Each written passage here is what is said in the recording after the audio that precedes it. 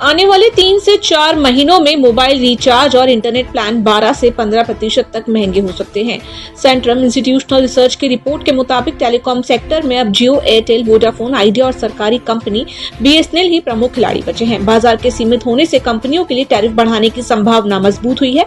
Report में ये भी कहा गया है कि जियो और एयरटेल का मार्केट शेयर आगे और बढ़ सकता है। सप्ताह के पहले कारोबारी दिन शेयर बाजार बढ़त के साथ खुला। सेंसेक्स करीब 200 अंक की तेजी के साथ 78,500 के स्तर पर कारोबार करता दिखा, जबकि निफ्टी लगभग 50 अंक चढ़कर 24,500 के आसपास पहुंच गया। बाजार में आईटी और बैंकिंग सेक्टर के शेयरों में सबसे ज्यादा खरीदारी देखने को मिली, जिससे निवेशकों का उत्साह बना रहा।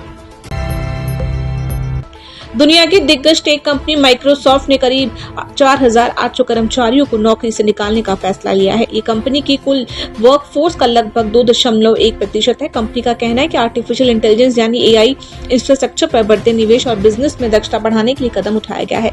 पिछले 6 महीनों में कंपनी के शेयर भी करीब 20% की गिरावट की दर्ज की गई है। भगोड़े हीरा कारोबारी नीरव मोदी को भारत प्रत्यार्पित किए जाने की राह लगभग साफ हो गई है। यूरोपियन मानवाधिकार अदालत ने उसका आखिरी कानून आवेदन भी खारिज कर दिया है। इसके साथ ही प्रत्यर्पण के खिलाफ उसके सभी कानूनी विकल्प समाप्त हो चुके हैं।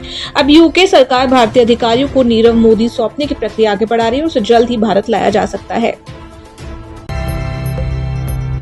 वर्ल्ड बैंक के प्रति व्यक्ति आय के मानकों के अनुसार भारत के 5 राज्य अब अपर मिडिल इनकम श्रेणी में शामिल हो गए हैं। इनमें दिल्ली सबसे आगे है, जहां प्रति व्यक्ति आय लगभग 5.20 लाख रुपए है। हालांकि भारत अभी भी लोअर मिडिल इनकम इकोनॉमी की श्रेणी में बना हुआ है। दूसरी ओर बिहार और उत्तर प्रदेश जैसे राज्यों की प्रति व्यक्ति आय नेपाल से भी कम बताई गई है, जो क्षेत्रीय आर्थिक असमानता की ओर इशारा करती है।